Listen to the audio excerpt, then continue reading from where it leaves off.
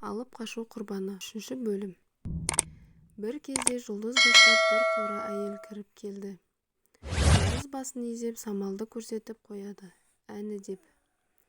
Ауыл әйелдері бас салып келіп самалдың басына орамал салып жатты.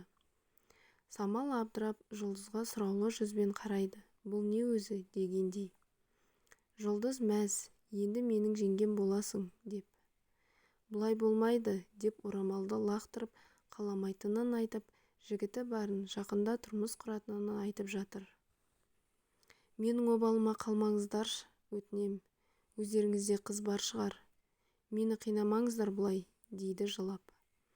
Жұлдыз саған не жоқ, сен бәрін білесің ғой, неге бұлай жасадың, дейді.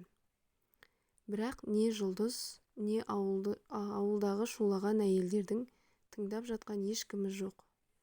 Басын айналдырып алғандай болды. Бетіне келіп ұн шашып, неше түрлі ырымдарын жасап жатыр.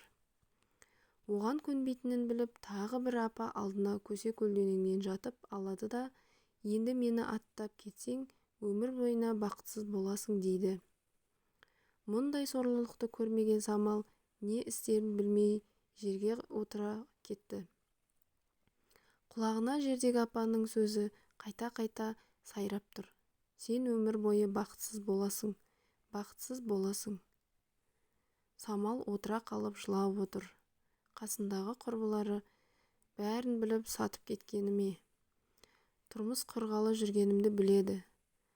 Арманымды қатты жақсы көретінімді біледі.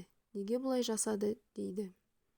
Басында мазалап жатқан мың сан сұрақ, неге олай жасады, не істеймін, не істесем болады. Енді қайттым, қазір қайтсам бақытсыз боламын ба? Маған сенген арман не болады? Өз ойымен арпалысқан Самал сол отырған жерінен тұрмады. Басына ақ орамал жабылды. Солай ұнның киесінен және апаның айтқанынан қорыққан Самал амал жоқтан өзі танымайтын жанға тұрмысқа шығады. Түскен жері өте қарапайым. Ауылда жалданып жұмыс істейтін кісілер екен. Тойды жасауға да шамалары келмеді. Тұрмысқа шыққан жігіт оқымаған, тек үйде жатып ішер, мамасының еркетотай баласы болып шықты. Бір қарағанда момын қой аузынан шөп алмайтын жігіттей. Бірақ ішіп алатын әдеті де бар екен.